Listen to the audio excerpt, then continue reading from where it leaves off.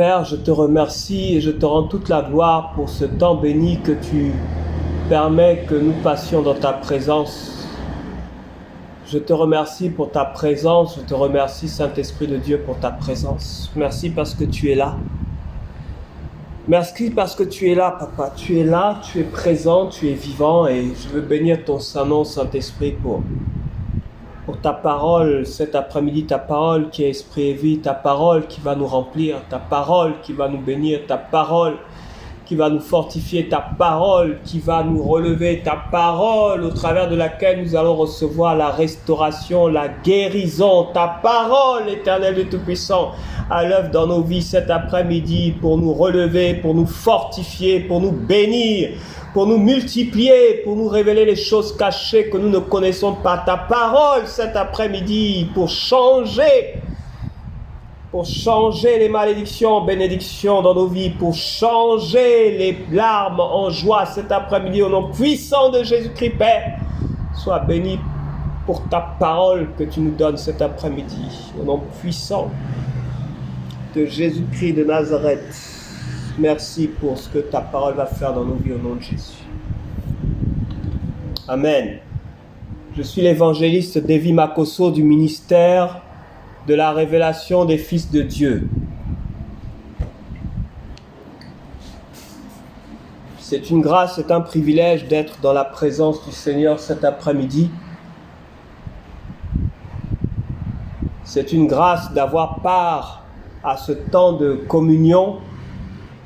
Et c'est une grâce de recevoir ce qu'il nous a réservé avant la fondation du monde en Christ, ce qu'il nous a réservé à nous, ses enfants, cette nourriture, cette manne cachée que le Seigneur va nous donner cet après-midi. Nous allons cet après-midi prendre nos Bibles dans le livre d'Apocalypse chapitre 3. Apocalypse chapitre 3 du verset 14 au verset 22.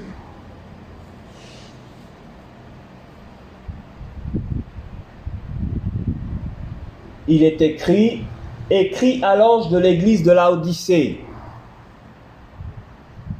Voici ce que dit l'Amen, le témoin fidèle et véritable, l'auteur de la création de Dieu. Je connais tes œuvres, tu n'es ni froid ni bouillant. Si seulement tu étais froid ou bouillant.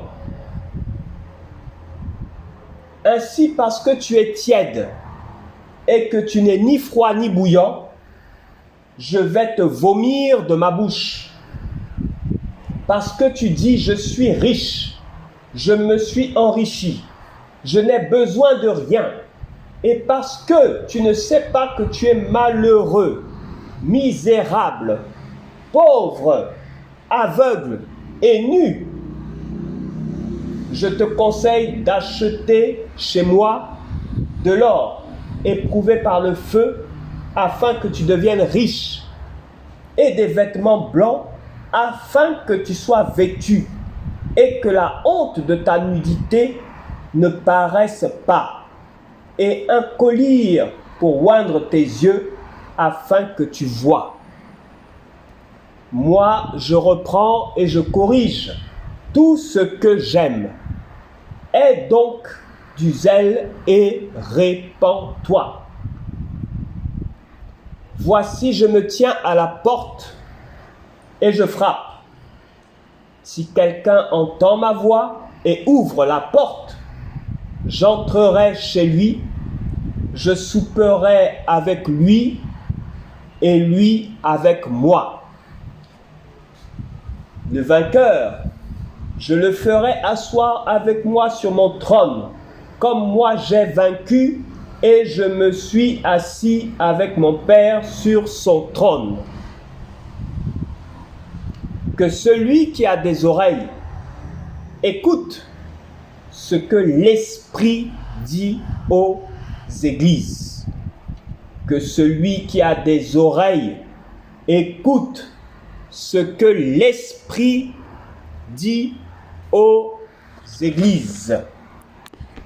Que celui qui a des oreilles écoute ce que l'Esprit dit aux églises. Le thème de mon message cet après-midi, c'est Jésus est là.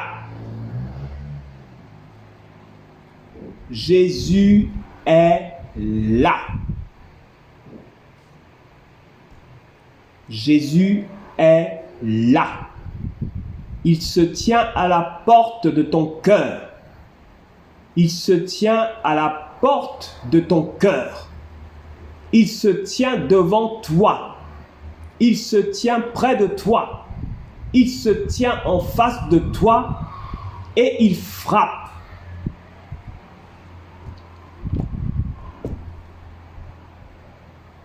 Il frappe. Et il dit, si quelqu'un entend ma voix, si un homme, une femme, quelqu'un entend ma voix, si un homme qui ne m'a jamais connu, qui n'a jamais entendu de moi, parler de moi, mais si il entend ma voix, d'une manière ou d'une autre, peut-être as-tu reçu le message du Seigneur, le message de l'Évangile. Le Seigneur te dit aujourd'hui, si tu entends sa voix, n'endurcis pas ton cœur. Ne persiste pas à dire j'ai le temps. Ne persiste pas à dire je suis jeune, je vais vivre ma vie. Ne persiste pas à dire que tu n'as pas besoin du Seigneur. Voici, il se tient là à ta porte, à la porte de ton cœur, et il frappe. Si tu entends sa voix, n'endurcis pas ton cœur. Jésus est Dieu, il est Seigneur. Il vit et il règne. Et il est déjà là, à la porte de ton cœur, devant toi.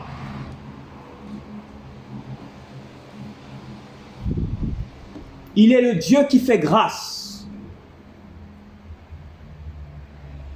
Il n'a pas besoin que tu sois parfaite ou parfait pour pouvoir l'accepter.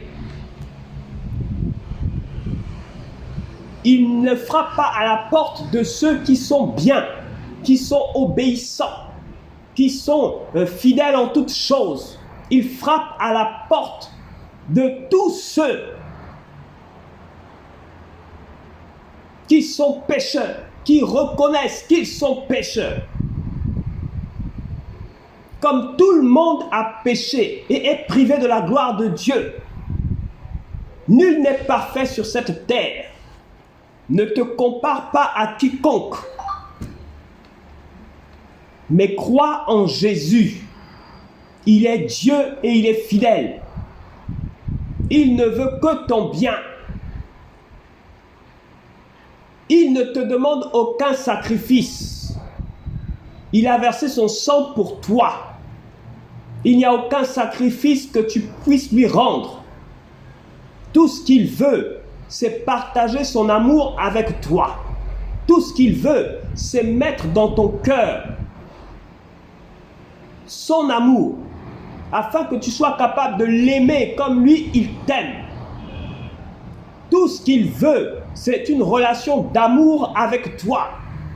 Il se tient à la porte de ton cœur. Qu'attends-tu pour ouvrir? De quoi as-tu peur? Pourquoi crains-tu? Pourquoi hésites-tu? Il ne veut que ton bien.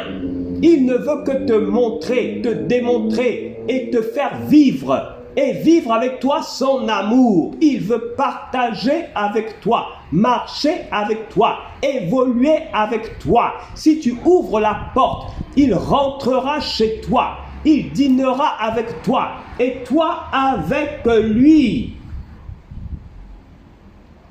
Il soupera avec toi et toi avec lui. à la même table. Il veut partager avec toi sa vision. Il veut partager avec toi sa pensée. Il veut partager avec toi ses projets. Il est là, il se tient à la porte de ton cœur. Ouvre la porte.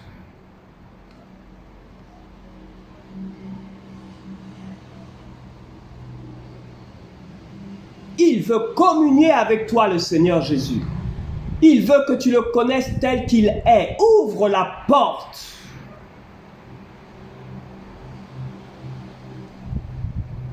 Arrête de regarder à ta position sociale. Arrête de regarder à ton milieu, ton environnement social.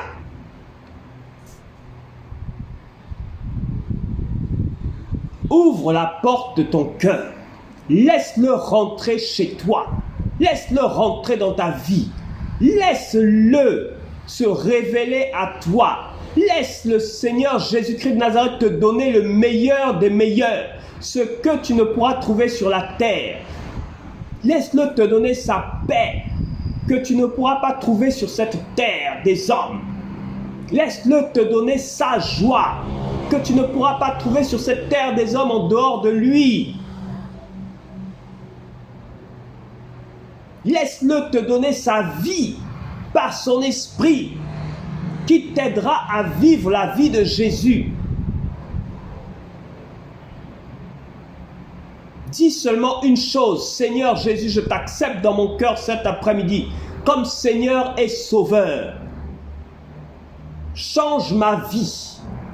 Par ton esprit, apprends-moi à marcher dans tes voies, dans ta direction, selon ta pensée et ta vision. Je suis un pécheur, je reconnais que j'ai péché devant toi. Seigneur, pardonne mes fautes et fais-moi marcher dans ta vision et dans ta direction et selon ta volonté au nom de Jésus. Cette lettre s'adresse à l'église de Laodicée. Cette lettre s'adresse à des fils et des filles de Dieu.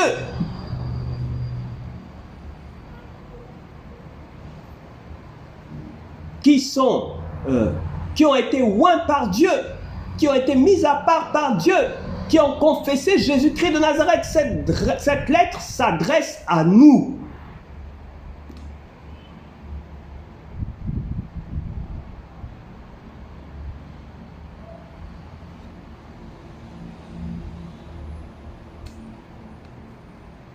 Cette église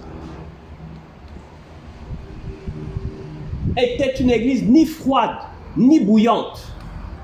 Une église qui ne prend pas de position, clairement pour Christ.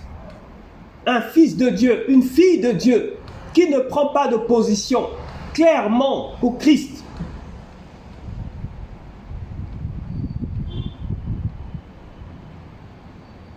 Certains diraient: un chrétien, un pied dedans, un pied dehors. Le Saint-Esprit de Dieu te dit aujourd'hui de marcher selon les voies du Christ, de prendre position pour Christ dans ces temps qui sont les derniers, dans ces temps qui sont des temps de séduction intense, des temps où les hommes, les femmes, les fils et filles de Dieu sont séduits par l'argent. Il est temps que tu te réveilles et que tu prennes position pour Christ. Si tu es tiède, tu risques d'être vomi parce que n'ayant pas pris position pour Christ, parce que n'ayant pas accepté de marcher clairement et fidèlement pour Christ, il y a un risque d'être rejeté, au final rejeté en définitive. Parce que ayant négligé sa vie avec Christ, parce que étant juste un chrétien du dimanche, et du lundi au samedi, se comporter comme quelqu'un qui ne connaît pas Christ, à cause du milieu social dans lequel on se trouve, à cause du rang social que nous occupons, ou à cause des milieux dans lesquels on peut se retrouver par moments. Christ veut des hommes et des femmes qui prennent position pour lui. des hommes et des femmes qui assument leur identité en Christ, qui n'ont pas peur de confesser qu'ils sont à Christ, qui n'ont pas peur de témoigner qu'ils sont à Christ. Si tu es ni froid ni bouillant, tu seras vomi. C'est ce que le Seigneur nous demande. Mais par amour, il nous dit, je reprends et je corrige tout ce que j'aime. Aie donc du zèle et répands-toi. Que l'argent ne soit plus pour toi une occasion de chute en tant que fils, en tant que fille de Dieu. Que la convoitise et les séductions de ce monde ne soient plus pour toi une occasion de chute. Fils de Dieu, fille de Dieu, répands-toi, reviens à Christ. Il est là. Christ est là. Christ est là. Ne regarde plus au nombre de brebis de ton église. Ne regarde plus à la taille de ton temple. Ne regarde plus au voyage que tu fais. Ne fût-ce que pour l'évangile de Christ. Mais Christ est là. Regarde à la croix. Christ est là. Il est présent. Il est vivant. Il est déjà là. Réveille-toi. Christ d'abord, le reste ensuite. Christ avant toute chose, le reste par-dessus. Christ d'abord, comme un rocher, comme une fondation sur laquelle par la suite on peut bâtir les briques de la maison. Mais la fondation d'abord qui tient la maison, c'est Christ. La fondation d'abord qui tient le foyer, c'est Christ. La fondation d'abord qui tient le ministère, c'est Christ. Chaque ministère, chaque service sera éprouvé par le feu.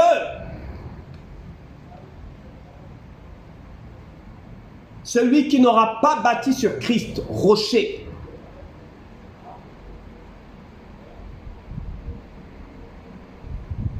sera sauvé comme au travers du feu.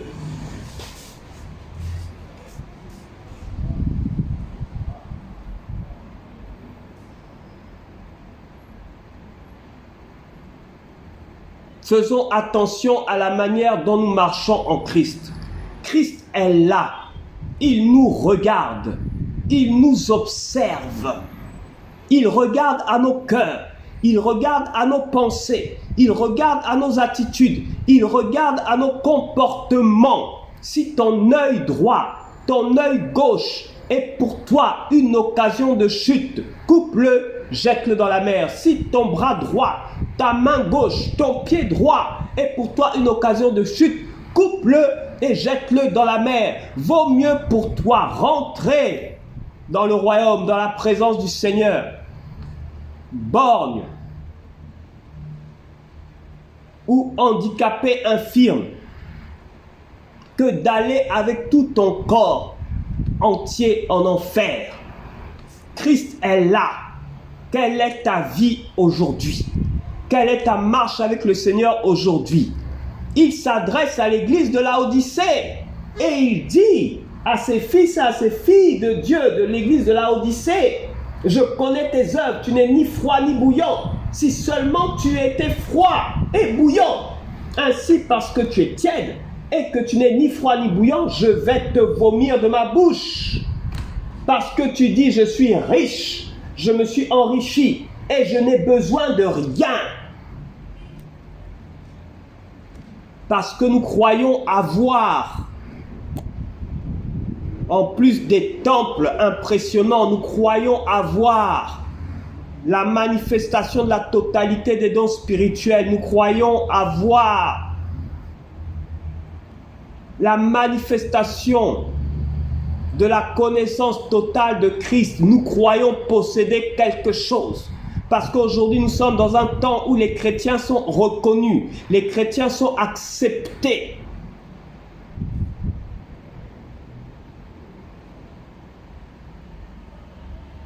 Nous avons l'impression d'exister.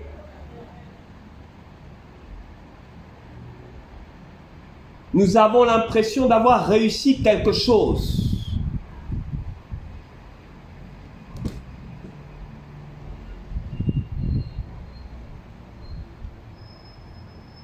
Christ est à la porte. Il dit que tu te crois riche. Toi, église de Laodicée. Il dit que tu crois que tu as beaucoup d'argent. Toi, église de Laodicée. Alors que pour Christ, tu es malheureux, misérable, pauvre, aveugle et nu. Tu n'es pas conscient que tu es en train de te perdre. Frères et sœurs, il est temps pour nous de nous regarder, nous qui sommes fils, nous qui sommes filles de Dieu. Il est temps pour nous de nous regarder, de regarder notre marche et de regarder si réellement, tel que nous avons commencé, tel que nous avons reçu ce premier amour de Christ, est-ce que nous continuons à marcher de la même manière? Est-ce que nous demeurons attachés à Christ? Nous l'avions cherché, peut-être n'avions pas d'argent. Et Dieu nous a fait grâce en nous bénissant. Aujourd'hui, nous avons de l'argent. Est-ce que notre cœur est toujours attaché à Christ? Nous l'avons cherché parce que, par exemple, nous avions besoin d'un grand ministère. Nous étions consacrés à son œuvre pleinement. Et aujourd'hui, l'œuvre a grandi. Est-ce que nous sommes réellement toujours attachés à Christ ou attachés à l'œuvre? Est-ce que nos cœurs aujourd'hui sont toujours à Christ? Il se tient là à la porte et il frappe. Et c'est ce qu'il dit à l'église de Laodicée. Et s'il le dit à l'église de Laodicée, quel est l'esprit donc qui rôde, qui règne dans l'église de Laodicée? Quel est le Seigneur qui est adoré dans l'église de Laodicée? Si Christ lui dit à l'église de Laodicée, je suis à la porte et je frappe. L'église est donc à l'intérieur et lui, il est là, il frappe et il demande si quelqu'un entend ma voix. Christ a-t-il toujours la première place dans ton cœur?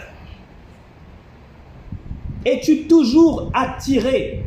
As-tu toujours du désir pour ton époux qui est Christ? Ou encore, es-tu attiré par l'œuvre de Dieu, par les voyages pour l'évangile? Es-tu toujours attaché à Christ? Ou le ministère pour Christ a-t-il pris la place dans ton cœur? Souviens-toi de ton premier amour. Souviens-toi du temps où tu cherchais simplement à passer du temps dans la présence du Seigneur, sans rien demander en retour, sans rien espérer en retour. Ta satisfaction était de passer du temps dans sa présence. Ta satisfaction était de passer du temps dans sa présence, sans rien attendre en retour. Souviens-toi de cet amour qu'il a mis dans ton cœur le jour où tu l'as accepté comme Seigneur et Sauveur personnel. Souviens-toi de cet amour dont il avait rempli ton cœur, qui te poussait à prêcher l'évangile de Christ sans qu'on ne te le demande. Souviens-toi de cet amour que tu avais, qui te poussait à rechercher toujours en tout temps, en tout lieu, en toutes circonstances, la présence de Dieu. Sans inquiétude, sans attendre quoi que ce soit en retour. Sans attendre une quelconque récompense en retour. Sans espérer un quelconque exaucement de prière, de travail, de mariage, de guérison ou de quoi que ce soit en retour. Simplement lui et toi. Il dit, je suis là, je me tiens à la porte et je frappe. Si quelqu'un entend ma voix et ouvre la porte, j'entrerai chez lui. Je souperai avec lui et lui avec moi. Le Seigneur Jésus-Christ de Nazareth veut parler avec toi. Il veut échanger avec toi. Il veut se révéler à toi. Il veut te partager ses projets, sa vision. Il veut te révéler les choses cachées que tu ne connais pas. Christ n'a pas changé. Christ est le même hier, aujourd'hui et éternellement. Et aujourd'hui, Christ est là.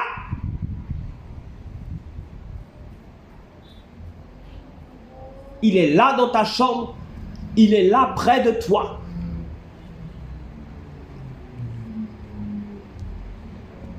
Si tu te trouves en prison, il est là près de toi. Si tu te trouves dans un hôpital psychiatrique, Christ est là près de toi. Il dit, voici je me tiens à la porte de ton cœur. Apocalypse chapitre 3 verset 20. Voici je me tiens à la porte et je frappe. Si quelqu'un entend ma voix et ouvre la porte, j'entrerai chez lui, je souperai avec lui et lui avec moi. Christ est là.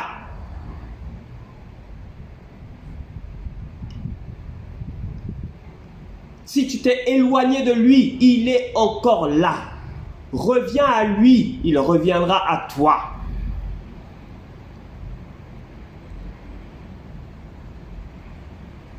Si les difficultés de la vie t'ont éloigné de Christ, Christ est là aujourd'hui.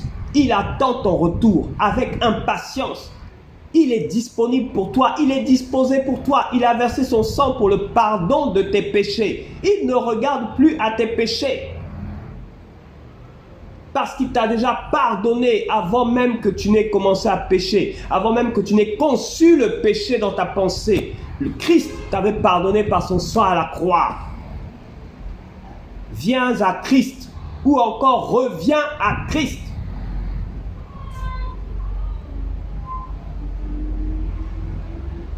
Tes péchés sont pardonnés et effacés par le sang de l'agneau.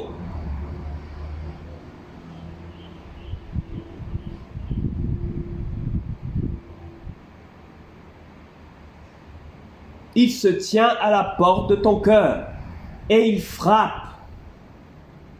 Si tu entends sa voix, n'endurcis pas ton cœur. Ne demeure pas dans l'erreur. Ne demeure pas dans l'erreur. Le fils prodigue n'est pas demeuré dans l'erreur. Il a fait une erreur. Il a pris une mauvaise décision. Cette mauvaise décision l'a conduit à vivre des difficultés de la vie, des choses difficiles. Mais il n'a pas eu honte de retourner vers son Père, qui l'attendait, qui attendait son arrivée, qui espérait son retour. Jésus espère ton retour.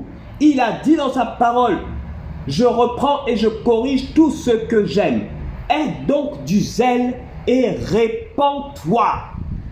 Reviens à ton Père, toi qui t'es égaré. Reviens à ton Père, toi qui t'es laissé égarer par des mauvaises compagnies, par de mauvais conseils. Reviens à Christ. Il ne t'a pas rejeté. Il ne t'a pas abandonné. Il ne te lâchera pas. Il ne t'abandonnera pas. Il attend ton retour. Il est là et il frappe. Si tu entends sa voix, ouvre la porte. Si tu n'étais jamais converti, tu n'as jamais connu le Seigneur Jésus-Christ de Nazareth, ouvre la porte et tu verras la gloire de Dieu dans ta vie. Il viendra, il soupera avec toi à la même table, d'égal à égal. Parce qu'il va te donner sa vie, afin que tu sois comme lui. Il va te donner sa nature, afin que tu sois comme lui, afin que tu sois capable de faire ce qu'il attend de toi. Il est Dieu. Et il peut changer ta vie. Par lui, nous sommes forts. Par lui, nous sommes forts. Par lui, nous sommes capables d'obéir à sa parole. Par lui, par son esprit, en nous, nous sommes capables de marcher fidèlement selon sa parole. par la force que lui nous donne, nous sommes capables de faire ce qu'il attend de nous. Pas par notre propre force, ni par notre propre intelligence, pas par notre propre capacité, mais par la force que l'Esprit de Dieu nous donne. De tout son cœur, le Seigneur désire souper avec toi. Il désire communier avec toi. Il désire partager avec toi. Il désire échanger avec toi. Ne résiste pas. Ce n'est pas pour te faire du mal. Ne résiste pas à la voix du Seigneur Jésus qui te parle aujourd'hui. Ne résiste pas à la voix du Seigneur Jésus-Christ de Nazareth qui te parle aujourd'hui.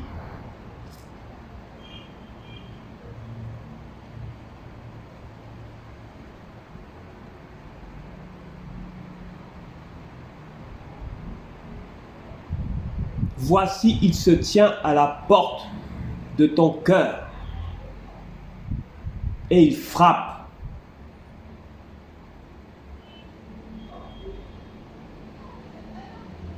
Si tu entends sa voix,